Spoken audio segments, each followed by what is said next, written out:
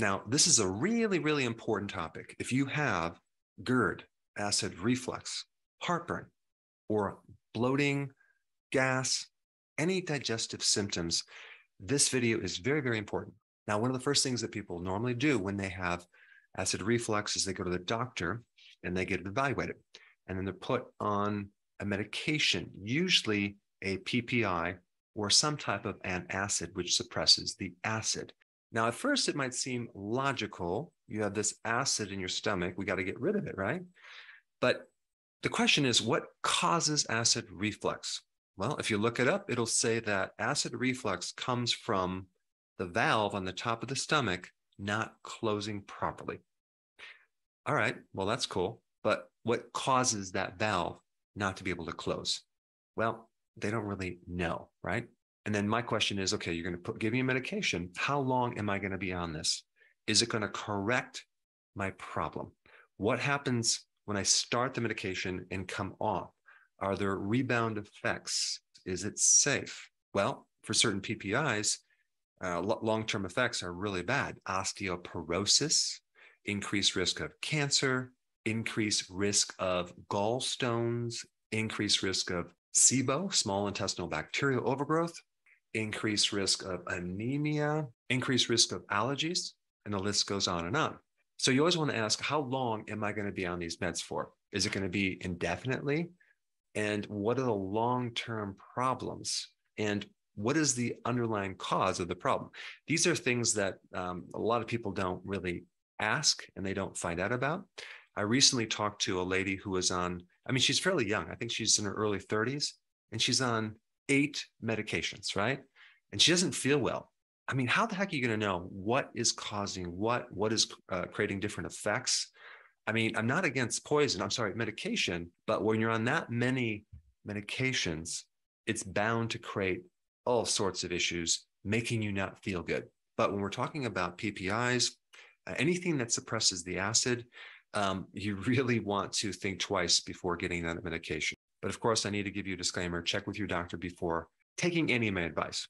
So why don't doctors recommend apple cider vinegar? Well, mainly there's not a lot of studies in relationship to acid reflux or GERD using apple cider vinegar. That's the big reason. Who's going to invest that much money to do a study? Because there's not a lot of profit in selling apple cider vinegar. It's very, very inexpensive. On drugs, yes, but apple cider vinegar, no. Now, as far as myself, being in practice for 30 years, I've run into thousands of patients who had acid reflux who tried apple cider vinegar and got great results. Of course, that's not a study, but it's my own personal observation that it really, really works. So we're talking about this acid in apple cider vinegar. Okay, it's called acetic acid. In fact, these little bacteria, acetic acid bacteria, live on grapes. They live on different foods, especially when that grape becomes ripened, okay? And then when they make wine, they're going to turn that grape sugar into alcohol. But during that fermentation process, they're going to remove oxygen, because one thing about the acetic acid bacteria is they can't live with oxygen, and that's how you kill them. But if you allow this fermentation process with the conversion from grapes into alcohol to get oxygen, it eventually just turns right into vinegar. Now, there's some really, really important things to know about the stomach. So if you've checked out, check back in right now, because this is very important. Number one, the normal pH of someone's stomach should be between 1 and 3. That is extremely acid. Okay, that's normal. So when someone says that you have too much acid in your stomach, what actually are they talking about? Normal acid is about as acid as you can go, like 1 to 3. So what does this mean? Someone has too much acid with acid reflux or GERD. So acid reflux, heartburn, and GERD are really not a situation where you have too much acid. You just have acid in the wrong place. You have it in the esophagus. The acid should be in the stomach, okay? So the real problem is that valve, right? Well, that's a kind of a secondary problem. A deeper problem is the pH in your stomach is not 1 to 3. It's higher. It's more alkaline.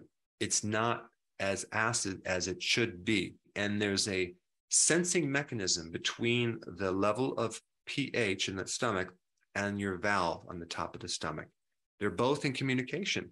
And so just think about it. It's logical that if you eat like meat or something, you need all that acid, right? And you don't need the acid refluxing. So that valve closes tightly if the acid reaches a certain pH. You need it very, very acid in the stomach, and the valve will close. So the real underlying cause behind GERD, acid reflux, and usually bloating, okay, and heartburn is that your strength of the acid, the pH of the acid is not between 1 and 3. It might be higher, 4, 5, 6, even 7. The stuff in your stomach is not just acid. You have other things. You have an enzyme. Okay, it's usually an inactive enzyme, and then it converts to an active enzyme. Pepsin is the active enzyme that gets activated with acid. That's a very powerful protein enzyme, okay? That's one of the purposes of your stomach is to digest protein. You don't want that enzyme up in your esophagus. Why? Because your esophagus is also a protein, okay? So it'll start dissolving your esophagus. We don't want that. Now, what makes that enzyme active is the pH being acid, okay, very acid. If that solution is too alkaline, the enzyme will not become active. It stays inactive. So another question is, what type of acid stimulates the active form of this enzyme peptase? Well, does it have to be hydrochloric, like in your stomach? Well, actually, no. It can be another acid. It can be apple cider vinegar, acetic acid, because that acid has a very low pH, okay? Now, this also relates to some other data about the stomach. Having your stomach acid be between 1 and 3 also will help release bile, okay? Now, if you can't release bile from the liver and the gallbladder, what happens is that you tend to get gallstones. This is why one of the big side effects from antacids and PPIs is gallstones. Now, we have pepsin, which is activated by acid, but there's other enzymes too from your pancreas, enzymes that help you digest carbohydrates, to digest fats. So when you don't have enough acid in your stomach, you're going to get less enzymes released from the pancreas and less digestion. Also, you need this strong acid in your stomach to be able to absorb not just minerals, but also trace minerals and vitamins as well. So you become very nutrient deficient when you don't have the strong pH in your stomach. The other purpose of this acid is to kill pathogens coming in from the body, as well as to kill bacteria. So the bacteria doesn't end up in your small intestine and create a situation called small intestinal bacterial overgrowth, where you have these microbes living in your small intestine and competing for nutrition from your food and leaving you with a lot of problems, especially bloating and gas and all sorts of issues. Now, the other problem with not enough stomach acid is that you might get anemia because you can't absorb iron and B12. There's this other thing that gets activated with this strong stomach acid. It's called the intrinsic factor, which I don't want to really get into, but just realize that if you don't have enough stomach acid, you're not going to be able to absorb B12, which can create all sorts of issues with not just anemia, but a lot of neurological problems that can be irreversible, okay, in certain cases. The other point about not having enough stomach acid is that can increase your risk of H. pylori becoming a problem.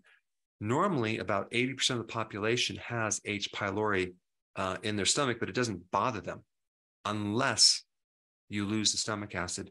And then that microbe can then become pathogenic and create more issues.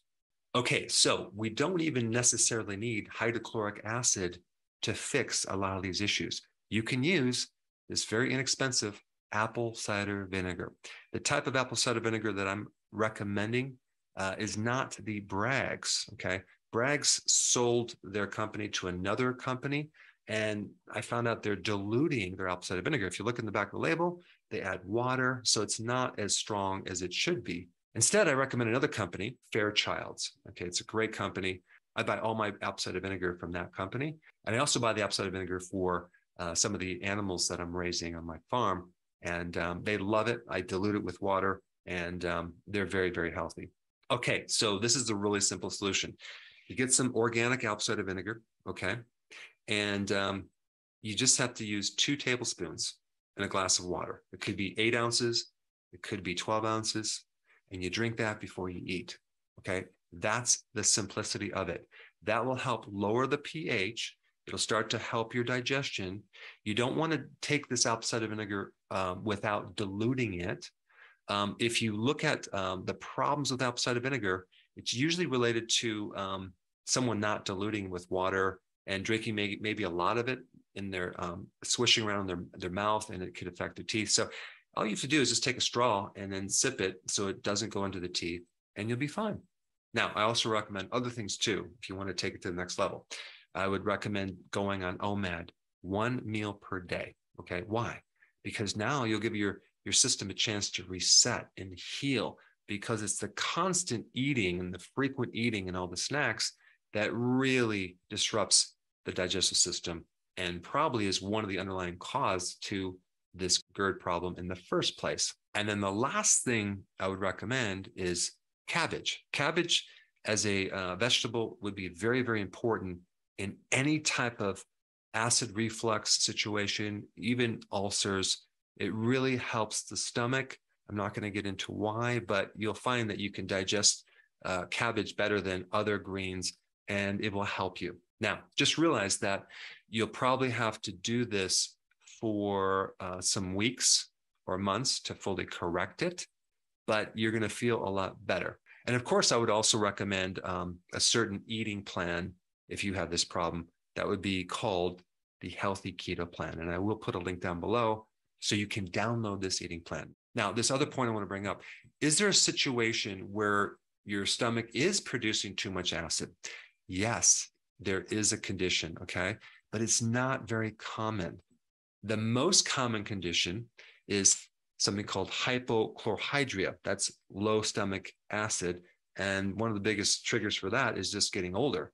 So many people, as they go into their 60s, 70s, 80s, and 90s, start just creating less acid, and they start having all these issues with what I'm talking about. A more rare condition would be too much acid, and that does occur, but usually from 3 situations, okay? Number 1, Zollinger-Ellison syndrome.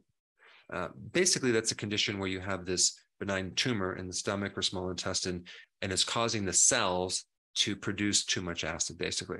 Another situation would be if you have autoimmune gastritis, which is not as common.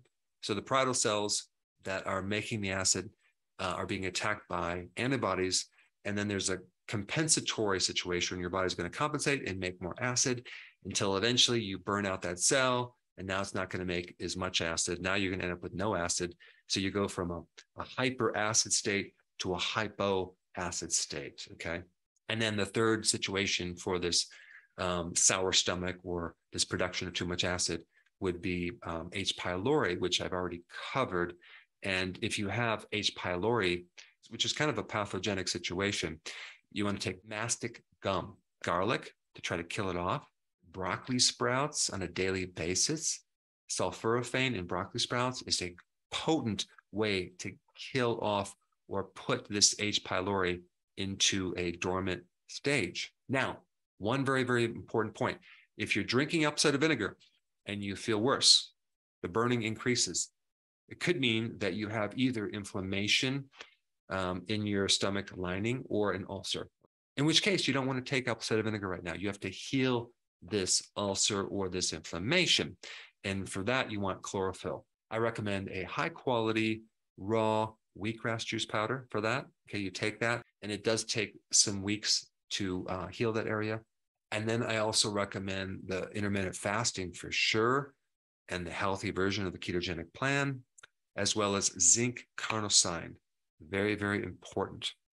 Then after weeks of doing that, when it's healed up, then you can go back to the apple cider vinegar. Now, another common remedy that people use is betaine hydrochloride. That's another great remedy, but this is really just a no-brainer. Anyone who has GERD, anyone who has indigestion, bloating, acid reflux, heartburn should definitely try the apple cider vinegar because it works so effectively. Now, since we're on the topic of digestion, there's a lot more to know about it. I have a really dynamite video on digestion. You have to check this one out. And I put that one up right here.